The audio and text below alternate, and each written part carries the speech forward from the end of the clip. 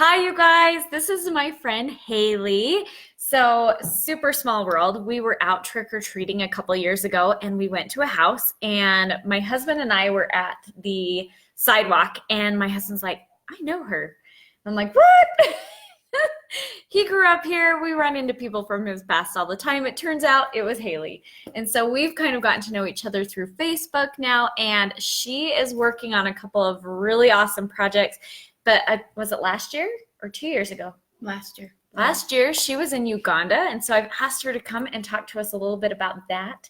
And then I also want her to share some of her fun, and I'll let her explain all that. So what took you to Uganda? How did that come about? So I was going to Weber State, and that was going to be my capstone project. I partnered up with Weber State because they were going, and they partnered up with Hope for Kids International, who partnered up with the Lee Family Foundation. Okay, I don't know about any of those things. So the Lee Family Foundation, they help support Hope for Kids International's efforts over there, humanitarian efforts, education and water, clean water efforts. And so do they send people on a fairly regular basis, or is that just like a once in a while thing? No, Hope for Kids International, they go all over the world. They have several locations that they go to regularly. Uganda is one of them. They go multiple times a year. Oh, that's so cool. I didn't know that. And so what made you decide to go? So one of my professors said, what do you want to do when you are done with school? And I said, I want to do something like work for National Geographic or something like that at some point in my life. And he said, well, they're going to Uganda. Do you want to go? And let's just get you going on it. So that's how I came about to do it. That's awesome. Okay, so share a couple of your favorite experiences there, because her pictures, so if you go back onto her timeline, her pictures are amazing. But what stuck out? I didn't really recognize how much clean water affects everything in your life. You don't really understand how just how crazy it is. Like here we take it for granted. We've never had to go without clean water. These people in my film, in the documentary that I made, it talks about there's a particular person, Hope for Kids International, who talks about clean water being like an iceberg.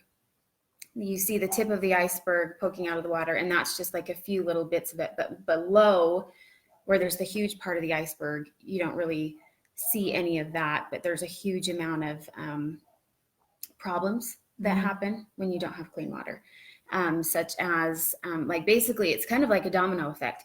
You don't have clean water, that means you're sick all the time. You're sick all the time, you can't work. You can't work, you can't feed your family, et cetera, et cetera, et cetera. So interesting. See, and we take that for granted. Like I remember one time I was living, I think in Layton, and our water lines like broke, and we were told to not, like, the water was shut off. We were told we wouldn't have it for like 24 hours. And like there was panic. People were like freaking out. They're like, okay, if you have a water bed, use this. If you go to the store, and water was like non-existent at all the stores. And so, yeah, we take it totally for granted. Yeah. Well, and there they don't even have water sources unless it's the rainy season. So they don't have wells. No, that's what Hope for Kids International does. They go in and they go put in water wells. They drill clear down. I can't remember how deep it is into the ground, but I mean, there's water in the earth. It's just that they don't have access to it until someone can help them do that. So if they don't have a well, they are collecting water from any pond, stream, puddle that they can. So do they have to boil it, or do they boil it, or do they just drink it? No, they just drink it, because there's not a lot of people who know to do that, and not everyone even has a pot. Are you for real? To boil, yeah. So holy moly. There are people there. I just want to point out though how amazing these people are, and how what is the word? I can't even think of the word. But how amazing they are. Industrious they are with they make what they have work. Right. But a lot of these people don't have a single possession to their name. So there are people who have clothes literally hanging off their body, just, by little threads or just little chunks, And you're like, why don't you just get rid of that shirt? You know, I mean, obviously it's not doing that much good, but you don't really realize that's literally the only possession they might have to their name. And so it's theirs. They're not going to just get rid of it. And even if they weren't going to wear it, they're probably going to use it in some other way to wrap food in, or to use to wash, as a rag or something like that. And here we just throw things away like it's nothing. Yeah. Right. Wow. So the kids are what the pictures of you are with the kids. That is what. So did you have a couple of experiences with them where you just were like, oh my gosh? Well, I think you fell in love with the culture, I feel like. I did, but I think the funny things that stuck out to me were that for some of them I was like, our group, we were like the first white people that some of them had ever seen. So oh, really? They sit and look at you like, what are you? But and you're this like white blonde hair. Yeah. You're gorgeous. But then they were probably like, oh. they call us Mzungus. Okay. And that means white person. Although I think it's technically white person with cash, I think is what it is. Oh. But the little kids would come and they want to shake your hand. And they want to, but they actually come and get your hand and they bow down before you on their knee and then stand up. And then you would see them run off and go and like smell their hand. And then like go and like have all of their friends smell their hand and be like, Mzungu, Mzungu, And I was like, do I smell? What do I smell? You're like, did I put on lotion? Yeah. But I think that the thing was that struck me so different is just how different the kids are over there compared to here. They're still kids, but yet at the same time, our kids here are so spoiled that they don't have an attention span. A lot of them, the kids there just sit quietly and patiently and reverently, and they just sit in awe of taking in everything, and so that really struck me. Our kids like have to be on a device or something all the time to be entertained. The behavior of them really struck me, and how respectful they are. That's awesome. So, and how excited, even just the most simple things were so exciting. There was a little boy. There's a woman there named Pastor Ruth Kahawa, and she runs something called Smile Africa, and she serves 400 kids every day. She serves food to them, and they are part of the this always slips my mind what this tribe is called, but they're considered the lowest of the low. Oh, wow. And so a lot of these kids end up just being out on the street, and they're often orphaned, or do they some have of them are orphaned, but in this tribe they kick out the kids sometimes onto the streets and say, don't come home until you have found food. Wow. Karamojong, that's the tribe, the Karamojong tribe. That's kind of what I was told. Anyways, so Pastor Ruth brings in these kids to Smile Africa every day and helps them to basically be children. She helps feed them, and she has like playgrounds and stuff like that. When we were there was a little boy. I'd imagine they don't have playgrounds. No. Normally, yeah. No. No. That probably isn't a thing. Not that I saw. We kind of traveled most of the country, and it's not something that jumps out at you. There might be a swing. I mean, do they even know what a swing is? Well, the ones that get to go to her house, get to go to school. Some of the schools might have something like that. I think some of the ones that we saw most of the time didn't, but the school that Hope for Kids International that they help run and support, and the Lee Family Foundation supports. It's called the Lee Preparatory Academy, and they do have a nice little playground on there, and the kids really do enjoy it. But there was a little boy at Smile Africa. I have pictures of him.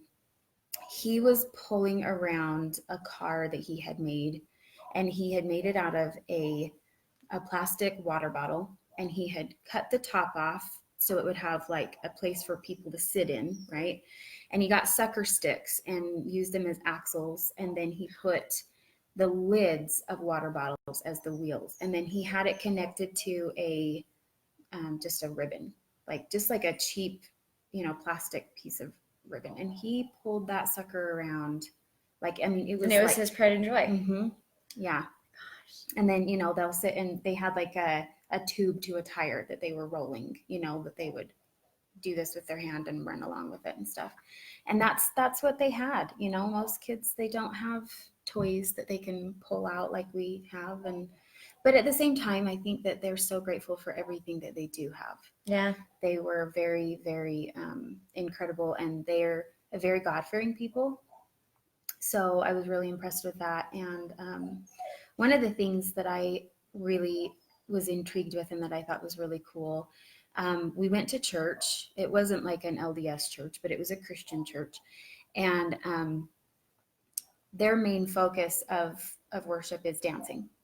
And, I think really, I'd find that so fun. It was really fun. It was really fun. They sing and they dance really loud, and they do stuff with their hips that you don't even want to try and do. And don't want to get hurt. No. So I interviewed, for my film, someone, her name's Judith, and she is a pastor. Her and her husband both are pastors for that church. And I asked her why it was important to dance. And she said that because there, they have so much illness and sickness that people, a lot of people are too sick to dance. They're too sick to get up and do physical things like that. And so they thank God that for their physical health and strength by dancing for him. So I thought awesome. That was really an intriguing, cool way to explain that. Yeah. So that's awesome. Yeah. I grew up in Texas, and so there's praise and worship music and stuff like that. And I love that kind of thing. And in our faith, that's not something we do. It's very reverent and spiritual and wonderful, but I've always wished we could incorporate a little bit of that into our worship. Yeah. I love dancing. And then when you know the reason behind it, and when you know what the meaning, it gives me goosebumps just thinking about it, because I do believe that is something we can do. I mean, it talks about it in the scriptures, so maybe someday we'll incorporate it, right? We'll see about that. Okay, so you also said you're working on getting published. I had no idea, so tell me about that. What are you doing? What are you up to? I wrote my first novel. It's called Sundry Acts. It is an historical fiction, and it starts out with someone getting accused in the Salem witch trials. I got this idea because I originally based this character on my 10th great grandmother, who was one of the accused witches in the Salem witch trials. Wow. She was not hung, but she was imprisoned for a year. And so the book kind of started out very loosely based on her, but I kind of took it in a different story, or in a different direction. So it starts out with that, and that's kind of like the problem going on in the book, is that she's imprisoned and et cetera, but it doesn't solely focus on the witch trials themselves exactly.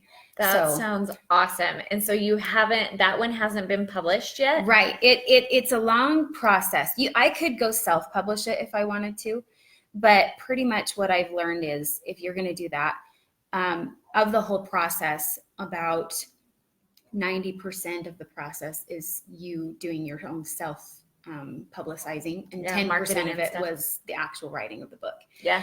And so I'm trying to do the traditional route, and I think that is what would be best for me. Yeah. But it's kind of tricky. It's a long road to deal with agents and publishers and stuff like that. I can't even imagine. I did try and publish a book years ago. I sent it to Deseret, and it got denied. Yeah. So maybe I'll try again someday, but not anytime soon. So your second book, is it a sequel to your first? No, I do have an idea for a sequel for the first one, but that's not what I'm working on right now. This one's actually a serial killer thriller, and it is called Medium Format. And it actually is based on something that happened, like an experience that I had when I was younger, where I'll just kind of give just the beginning part of it. Okay, yeah. So when I was younger, I was 18, 19. I used to work for what was called Inkley's in Layton. And I worked. It's like a photo place, isn't it? That's where, well, let's see, what is it called now? It's called Allen Camera now, but it was like Ritz Camera and stuff. Yeah. So they have a basement in that building. And that's where you used to have to send all of your film strips for development and your enlargements and stuff. And that basement's really creepy. I just want to put that Is out it there. haunted? No, but it stinks because of all the chemicals you have to use. Okay. And it's old, and it was always really dark because it had to be because of the nature of the business. Right. Anyways, I used to run an enlargement machine. And we, at the time, this was kind of like right as digital was starting to come out. So we still did a lot of film.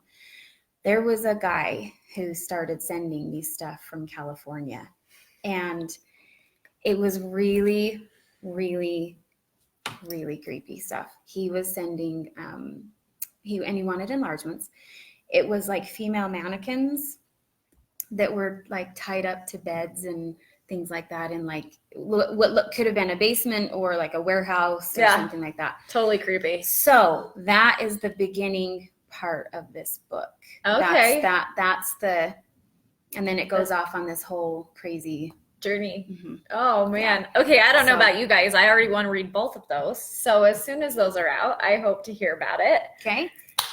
You guys, I hope you've enjoyed this. I enjoy seeing what you're posting and what you're up to. National Geographic, like I could see you doing that someday. You will. I think it's something that's very hard to get into, but that would be amazing if I could. Dreams do happen. She'll make them happen. I hope you've enjoyed this. I know I have, and I hope you guys have a great rest of the day. Talk to y'all later. Bye.